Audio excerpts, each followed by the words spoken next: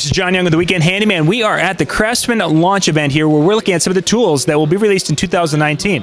And right now we're looking at one of the tools that are on the new V20 platform coming out here from CRAFTSMAN. I've got Taylor here. Taylor, this compound miter saw is a nice looking unit. Tell us more about it. Yeah, so like you said, it's on our V20 platform. It's our 7¼ inch sliding miter. It has 8-inch cross cut capacity, 3,600 RPM motor. Runtime's fantastic on it. You get about 250 cuts on one single charge on the 4 amp hour through the 2x4, about 585 through MDF. Perhaps my favorite part of it is the lightweight. It's 21 pounds, so lightest in its class.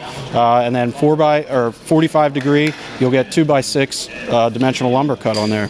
So for the person who's doing some building that dollhouse, building the doghouse, or even building the garage, this is going to get them through that. Absolutely. Absolutely. Great stuff. We'll put a link in the description below so you can check this out, but this is one of the new tools in the V20 powered tools from CRAFTSMAN. For more tips and how-to videos, go to weekendhandyman.com.